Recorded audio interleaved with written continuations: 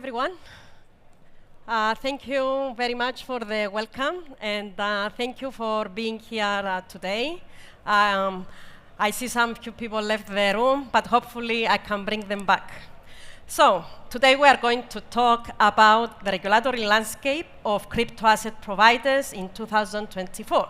And I guess many of you know that a lot of regulations are coming up to regulate finally crypto.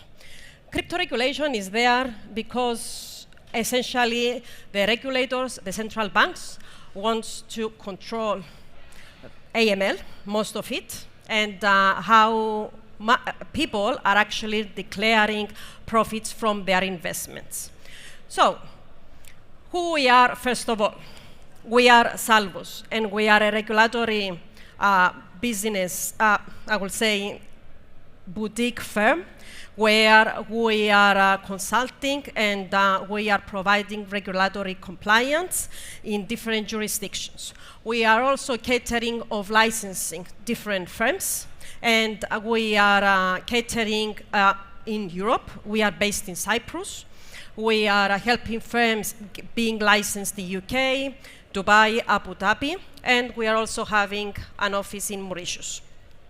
We have to be the go-to people in terms of helping firms being licensed and helping them in getting their, I would say, ensuring compliance with regulatory frameworks, and this is for investment firms, otherwise forex brokers, crypto providers, and payment institutions.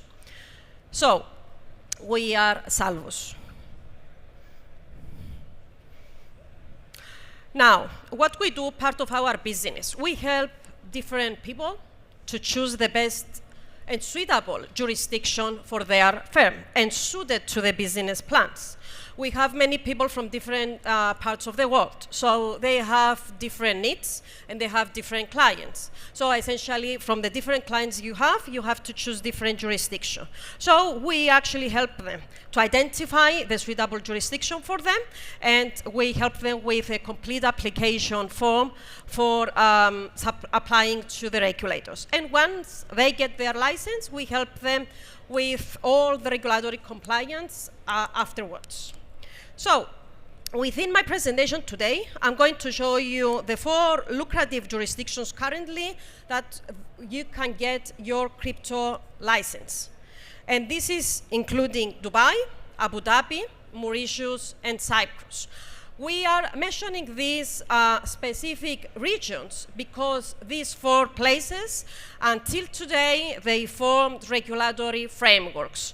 So we are going to discuss why Dubai, why Abu Dhabi, why Mauritius, and why Cyprus. The different assets that we can offer through the CASP, through the VASP, that we are going to be authorized, the capital requirements, and of course the licensing timeline we have currently into force.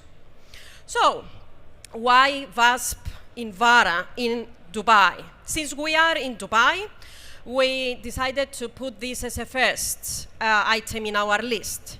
So, Virtual Assets Regulatory Authority, other words, VARA, is mandated, of course, in Dubai to govern and supervise the provision, utilization, and exchange of virtual assets. Until today, we have a couple of firms being regulated and receive their license by VARA, and they can offer their business in and from the Emirates of Dubai. The free zone, of course, it's maintain the pivotal role, if we say, into elevating Dubai's reputation and complementing, of course, into the already existing business that we have from the IFC, mostly catering from investment firms' regulations. So, in the synergy that we have now with the free zones and the VARA, we are establishing industry-leading standards in consumer protection and security across Dubai mainland and free zones. As I said earlier in the start of the presentation, regulators catering from investor protection, we want it or not. Therefore, even the investors, they look for licensed firms in order to put their money. Because, why? They consider them secure. You don't want to put your money in a regulated environment because maybe you cannot find your money afterwards. But if you know that your CASP is being licensed by VARA, of course you have more faith into this institution instead of a regulated space. Let's put aside all the other parts of the crypto, etc. Now we are talking about the investments of the people. So VARA is one of the most lucrative, I would say, places and authorities in the world for establishing your VASP. Why? Strategic location. We are in the East and West, where we are serving, of course, one of the world's most attractive growth markets. Economic environment, the legal framework, which is forward-looking regulations, and of course, catering for all governance and effectiveness of it. And then we have workforce. We have here a lot of talent, where I would say the crypto industry can benefit from everything that has been built from the IFC people working there, and they can replicate the same standards through the VASPs that are authorized in Dubai. And of course, business innovation. We are living in a smart city where we're embracing a culture of innovation and digitization. So we have certain activities that can be licensed by VARA. Advisory services, broker-dealer services, then we have custody services, exchange services, lending, borrowing services. And then we have the virtual asset management and investment services, virtual asset transfer and settlement services.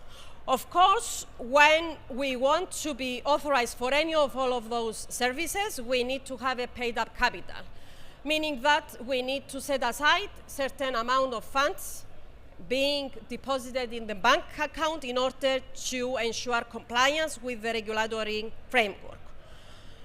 Now, VASP is licensed, of course, for multiple virtual asset services, as I said earlier, and we need to identify our regulatory capital according to the services you want to offer. Therefore, this is consolidated. It adds up to the different services that you are offering. In a nutshell, if you want to offer advisory services, you need a capital requirement of at least 100,000 AD. We also separate this in USD for transparency with other regulatory frameworks. But if you want to offer advisory and broker-dealer services, then you have to add up the 100K with the minimum that we have set there. VARA also catered and added to this framework that if you are cooperating with a custodian being licensed by VARA, you have quite a benefit in the capital that you are going to offer. In other words, if cooperating with a custody under VARA, we are catering for a 400,000 capital requirement comparing to other cases where we have the 600,000. Of course, it makes sense because the same regulator supervises both. So they try in a way to control, of course, the custodian and the CASP, but it makes sense also for the regulated entity to give them a leeway on the capital requirements. Custody services, if they offer it by themselves, it is again the higher of two, the 600,000, and my slide is cut. And then we have the exchange services, the lending and borrowing services, virtual asset management, and virtual asset transfer and settlement services. Now, the timelines, of course, we are looking for getting authorized by VARA. It depends for many factors. It depends for how complete is your application, the complexity of your application, how many services you are offering and you are willing to offer, what is your business plan, of course, and how ready you are to discuss with the regulator. Of course, all the regulators around the world, they are looking to see whether you know what you are doing, whether you know your business. And it makes sense for them to do that in order to help you being licensed and they want to ensure investor protection for the firms that are licensing. Now, in the same fashion, we have the VAS being authorized by FSRA in Abu Dhabi, which is effectively under the Abu Dhabi Global Market, the AGDM, which is the upcoming jurisdiction of catering, of course, for investment firms, but is also catering for VASP licenses. And of course, it is recognized around the globe, the huge steps that Abu Dhabi and AGDM is doing around the world, and the friendly ecosystem that they have. So the FSRA is one of the AGDM 3 independent authorities, which is tasked to support and supervise all financial activities. So effectively, the ADGM and FSRA operate in line with the international best practices. Now, the difference between VARA and the FSRA here is that we have the FSRA under the same body which licensing the investment firms, whereas in Dubai we have a different regulator, and this might kind of complicating things, and especially of firms that they want to have both licenses. Now, why again strategic location, the tax benefits that we have, workforce, the talents that we have in the regions, the legal framework and the rules that have been developed, the connectivity with Middle East, Africa, Europe, and Asia, and of course the business prosperity, which is offering great political and economic stability. In Abu Dhabi, the regulated activities that can be offered are dealing in investments as a principal, dealing in investment as agent, arranging deal in investments, advising on investment or credit. And the capital requirements here comparing to the Dubai the VARA, it's as per the 6 months of operational expenses. Then we have providing of custody, managing assets, operating a multilateral trading facility. And accordingly, we have the different capital requirements. This specific element of the capital requirements, and that many investors, they don't know how much I will need to put up, can make this regulation, this license, a bit more unattractive. However, ADGM is one of the places where you can discuss with them and you have an open dialogue of your business model. Therefore, they are a very, very friendly regulator to come and discuss. Now, again, the timelines that we are looking here, it is an estimated between 12 to 24 months. And this is approximately everywhere around the world right now. And depending on the complexity of your business model, the activities that you are going to offer, and how ready you are to fulfill these as the FSRA requirements. A third jurisdiction that we currently have as a lucrative right now, which offers a regulatory framework, is VIDOS under the FSC in Mauritius. So, Financial Services Commission, of course, is a regulator which we can offer the investment dealer licensing, in other words, the investment firms regulations. And now they are also offering the virtual asset and initial token offering services, which, in other words, we call it VIDOS. Now, the FSC offered a comprehensive regulatory framework around regulating crypto providers in the jurisdiction. And of course, you can offer your business all over the world through the Mauritius VIDOS license. So you can do virtual asset service providers licensing or the initial token offering. So strategic location, it's why Mauritius. It is in Africa, but we can cater around the globe through this licensing. VIDOS Act is one of the first countries in Eastern and Southern Africa to adopt legislation on virtual assets and initial token offering. The workforce, We have already skillful workforce catering for investment dealer licensing, and of course we have English and French languages. The legal framework, which can be a hybrid legal system as well, and you don't need to have everything in-house hired, which makes things easier. And then we have banking. In Mauritius, currently, there are more than 20 banks. And it is very, very interesting to see how they will start welcoming the crypto licenses. And of course, Mauritius already being compliant with recommendation 15 from FATF, which is related to new technologies. So, capital requirements. Here again we have different asset classes which you can get your license, including virtual asset broker dealer, virtual asset wallet services, virtual asset custodian, and virtual assets advisory services. And capital requirements starting from $45,000. Sorry. Then we have the class S, which is the virtual asset place and issuers of initial token offerings.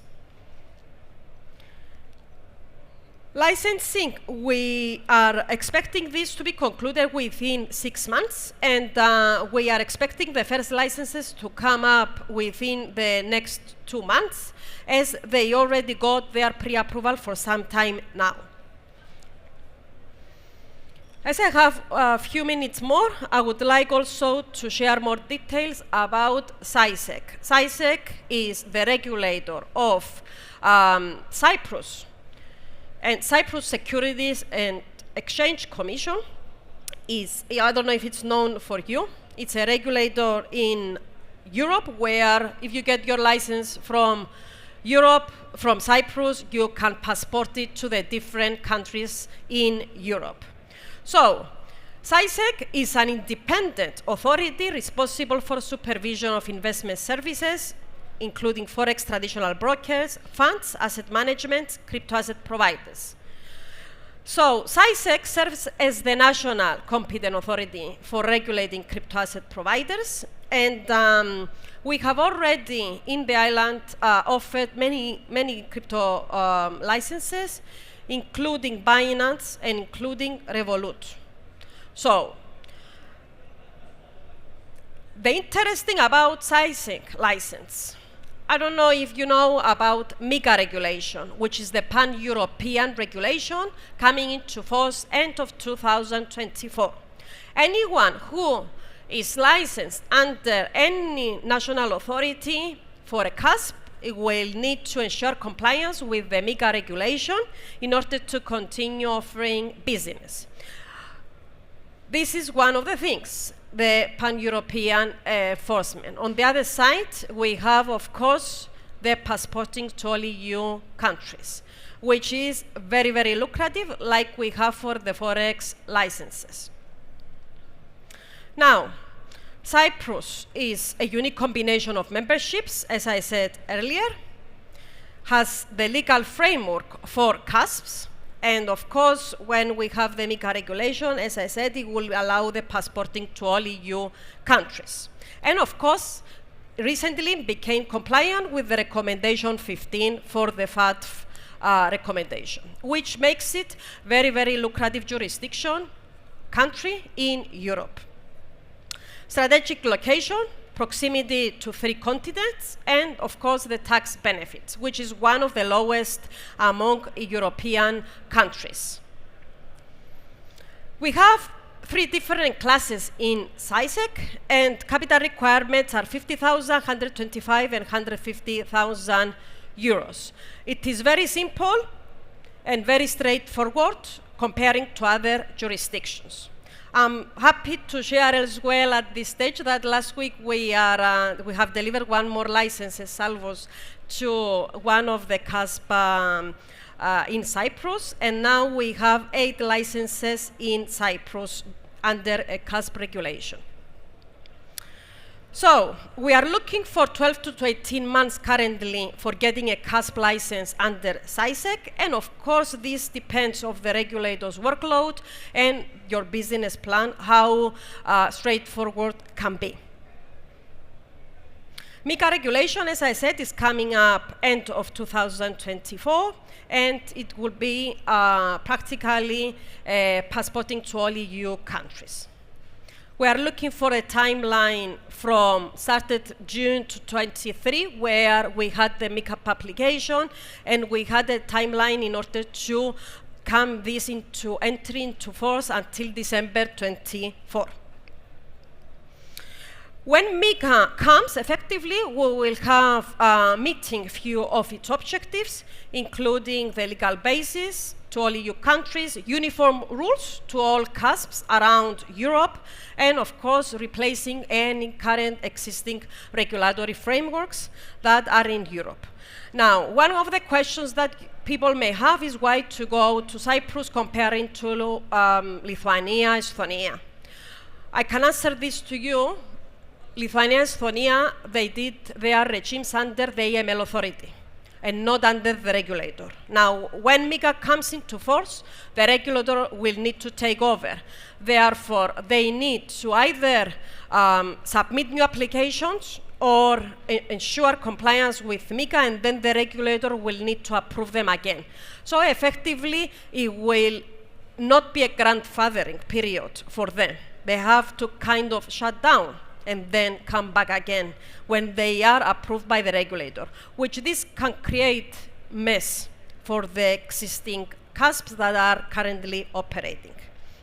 Now, as my time has finished, the last part here is how we can help you. Of course, you understand by now that we can help you with getting your license as a CASP license in Cyprus, Mauritius, Abu Dhabi, or Dubai, and preparing all the application form and all the manuals for you. And then we have the post-registration licenses, the information that you have, the manuals that you have, the policies that you have to ensure compliance after you get your licenses. And of course, we have a lot of ready-made licenses for acquisition or sale. And this is a secondary market of many brokers, of many CASPs that they want to sell, and we match buyers and sellers for acquiring and selling their entities. Thank you for your attention. I hope you have gained some new knowledge in today's first day event, and happy to see you soon. If you have any questions, feel free to reach out to us. Thank you very much.